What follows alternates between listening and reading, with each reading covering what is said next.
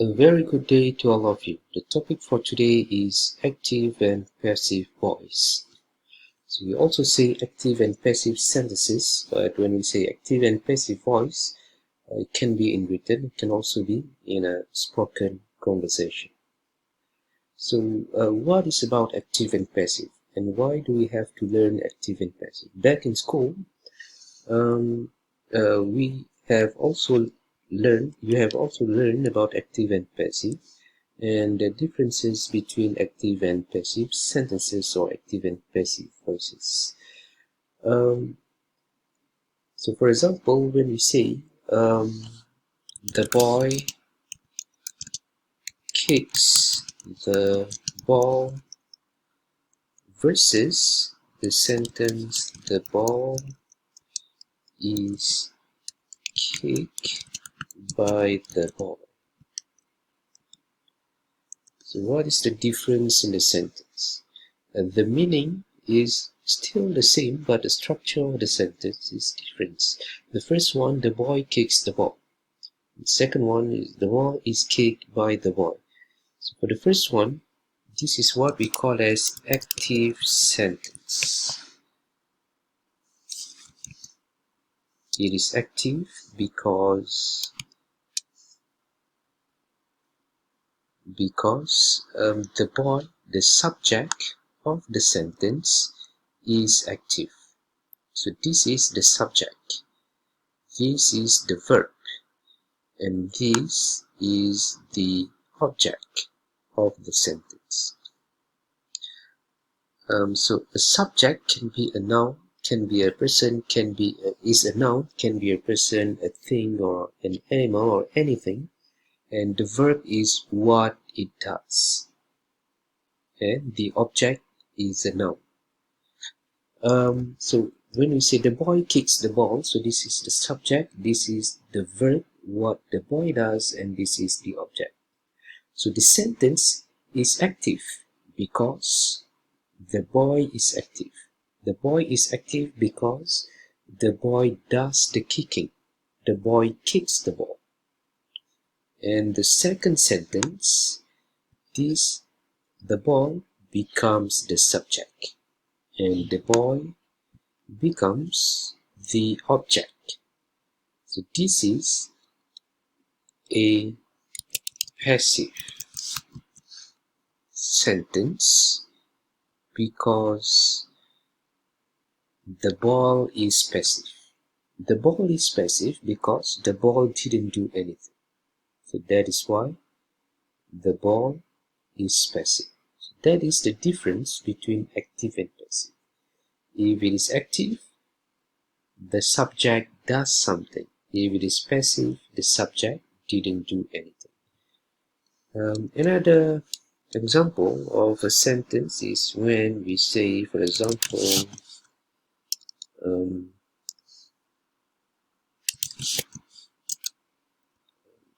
Dr. M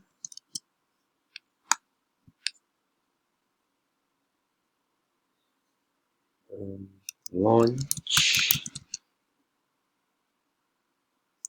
Photon Saga in 1985. So this is the subject, this is the verb, and this is the object of the sentence. So is this sentence active or passive? It is active because the person is active. The person did the launching.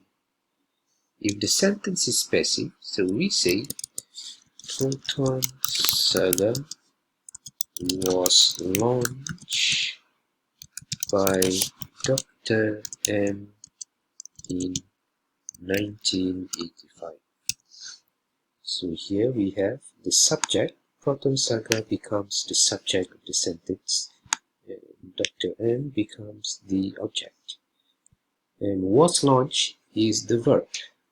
So now this is active and this one is passive.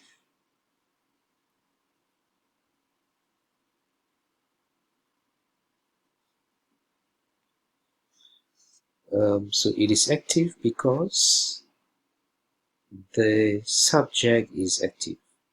This one is passive because the subject is passive. So Dr. M is active because the Dr. M did the launching. And Proton Saga is passive because Proton Saga was being launched. So Proton Saga didn't do anything. It was being launched by Dr. M in 1985. So that is the difference between active and passive. When we change from active to passive, we have to be very careful in terms of the tenses. For example, if the verb is present tense, then we say is kick.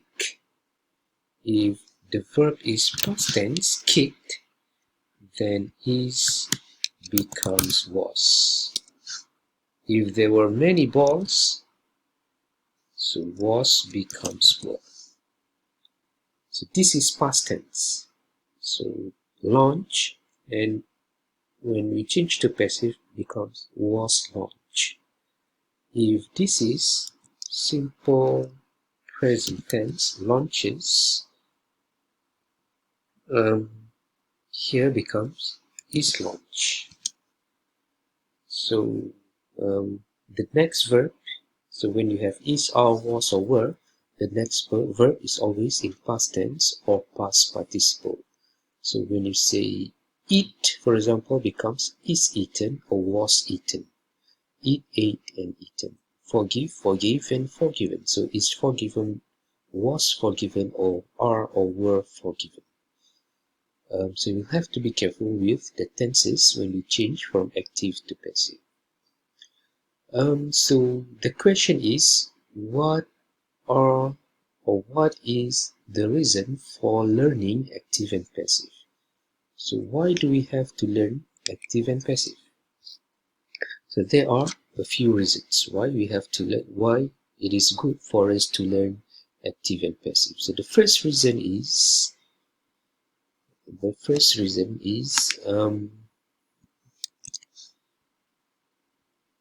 so let me write the reasons here.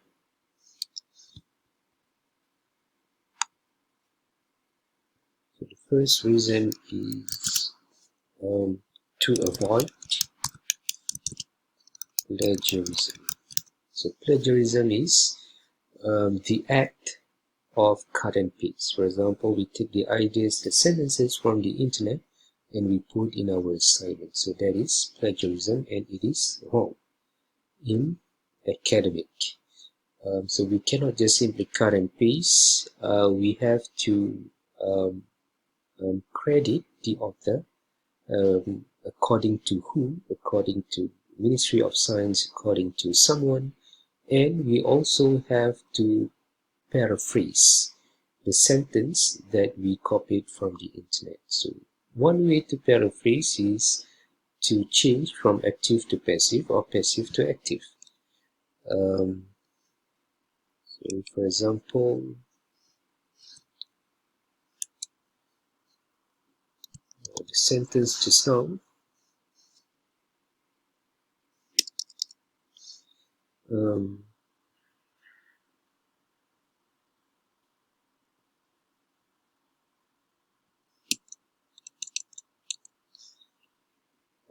so let's say this is the sentence that we take from the internet. So when we copy and paste in our assignment, if it is active, we change to passive. If it is passive, we change to active. So for example, the sentence was in an active voice in the internet, or in a book, or in an article. So in our assignment, we change to passive. So this is to avoid plagiarism. So not just by changing to passive, we also find the synonyms. For example, launch, we say introduced.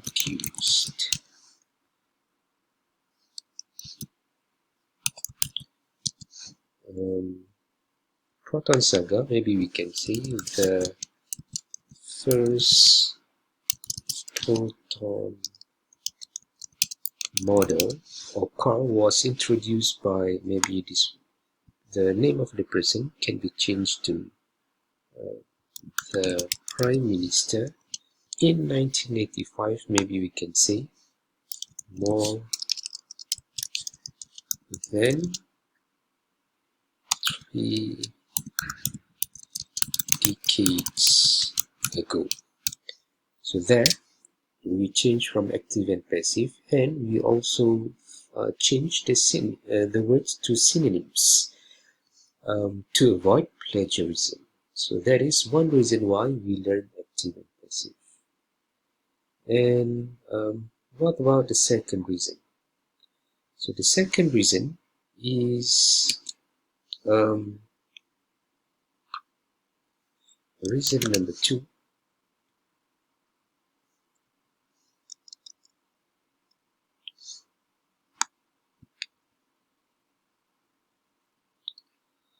Reason number 2 is to hide the doer of an action. So to hide the doer of an action. For example, when I say, let's say you went to a party and then with your little brother, and then somehow your little brother stole a purse of the host of the party, and the situation went chaotic. A lot of people were asking what happened, and someone had just arrived and asked you what happened. So you knew it was your brother who stole the purse. So what do you say when people ask you what happened? Do you say, my brother stole a purse? Or do you say, a purse was stolen? A purse was stolen. So this one is active, and this one is passive. So when you say active, my brother stole a purse. So that means people will know it was your brother who caused the problem. Your brother is the subject, stole is the verb, and purse is the object. So your brother is active, stealing a purse. So you want to hide your brother, you want to hide the doer of the action. So when people ask you a question, you will have to answer the question, but you want to hide your brother. So to be safe, you say a purse was stolen. So when we change to passive, we can say by my brother. But when we change to passive, it is not necessary to say by someone. So that is why you use passive, so that you don't have to mention the name of the doer of an action. So that way you can hide the name of your brother. So you say a purse was stolen. So the second reason why we have to know active and passive is because we want to hide the doer of an action. So if we read newspapers, in newspapers, most of the time, the headlines, the title of the articles, the journalist, the writer will always use active and passive to hide or to expose the doer of an action. For example, if we take a look at this example here,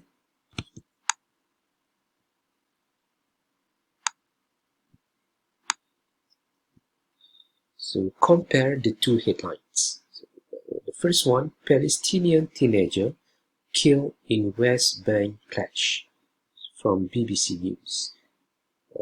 Number 2, Israeli forces kill Palestinian in Jerusalem after alleged attack. So what can we say here? So which one is active, which one is passive? So the first one is passive, and the second one is active. So the first one is passive because perhaps the newspaper wants to hide the doer of the action, so that people will not get angry to the doer of the action. So Palestinian teenager killed. So not killed by anyone. So that the doer of the action can be hid from the knowledge of the readers of the news. But if you take a look at the details, of course you would know who the doer is. But normally when people take a look at the headline, people will jump to other stories. But if you take a look at the second news by Al Jazeera, so we know that Al Jazeera is more towards the Palestinian than against the Palestinian. But BBC, perhaps they are more towards the Israeli as compared to the Palestinian. So they try to hide the doer of the action. So when we take a look at the second one, active voice is used. So Israeli forces kill Palestinian in Jerusalem after alleged attack.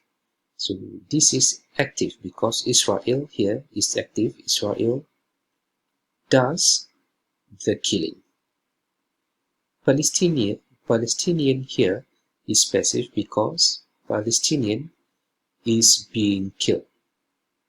So Al Jazeera uses active voice to expose the doer of the action. BBC News use passive to hide the doer of the action. So we can see that how news company articles, headlines, active and passive, are being used to manipulate the way we think. So that is why active and passive are very important for us to understand so that we will not be manipulated by news. Let us take a look at the second example.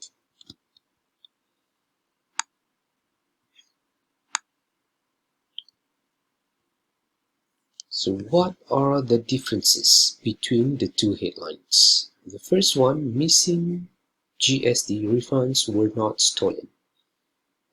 The second one, BN stole GST refunds, Guan Eng insists. So these are two headlines from the news from the internet. Which one is active? Which one is passive?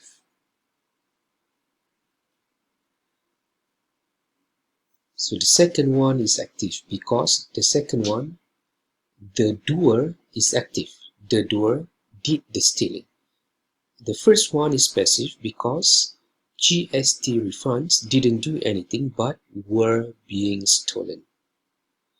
So why does this one, the headline is written in passive and this one is written in active?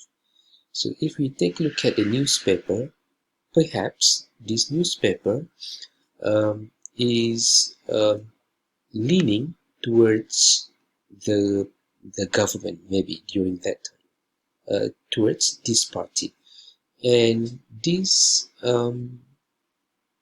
news company perhaps leans towards this party. So the parties are the opposite. So to blame BN, for example, we are not being political, but it is just an example that we can see in our country about active and passive.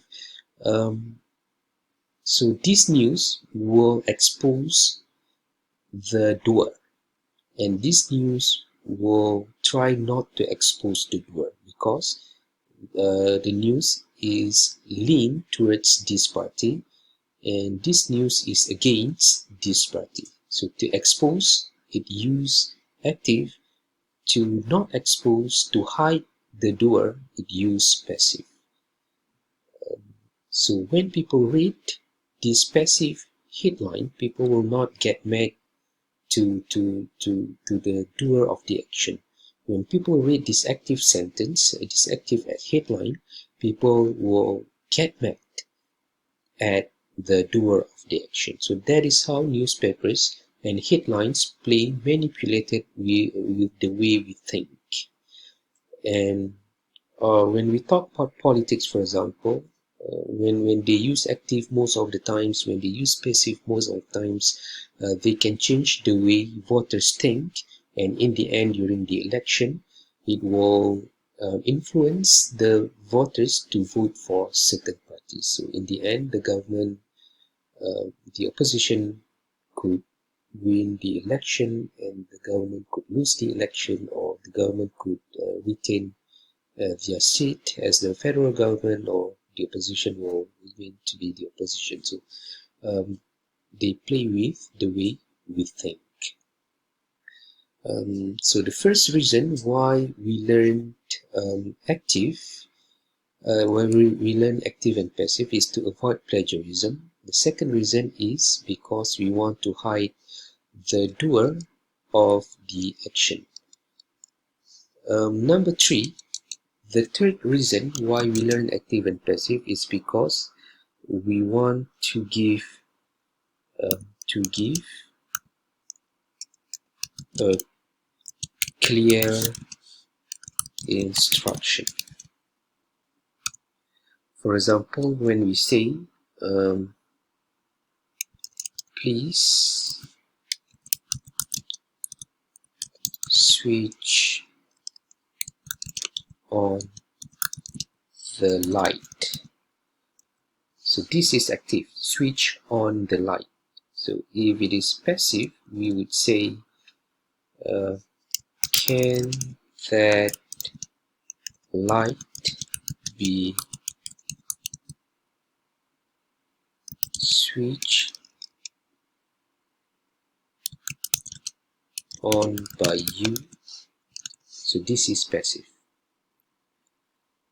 So when we want to give an instruction, we make it short and clear so that people will understand better. So you switch on the light. We don't use passive. Can that light be switched on by you? So using active sentence will be more direct. So if we want to give an instruction, normally we'll use active sentence instead of passive. So now let us take a look at how to convert from active to passive and passive to active. So first, let us take a look at a simple present tense. So when you say she sells the house, when you want to change to passive, you say the house is sold by her. When the sentence is she sold the house, the passive is the house was sold by her. So you'll have to make sure your tenses, your grammar is correct when you change from active to passive or passive to active. If it is present continuous tense, she is selling the house, passive, the house is being sold by her. When it is past continuous, for example, if passive is the house was being sold by her, the active is she was selling the house. Present perfect tense. She has sold the house. When you change, the house has been sold by her. She will sell the house will be sold by her. So you'll have to make sure your tenses are correct when you change from active to passive and passive to active. She would sell the house would be sold by her. So the same goes to can, could, may, might, will, would, shall, and should. So when you say she can sell the house can be sold by her. So these are the rules that we have when we are converting from active to passive or passive to active. So we have to make sure that our grammar, our tenses are correct.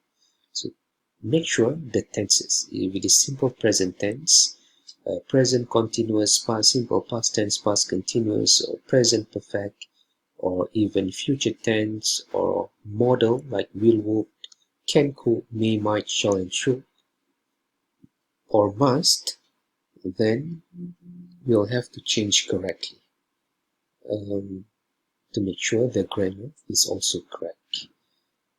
So that is all about active and passive voices. Thank you very much. I'll see you in the next video.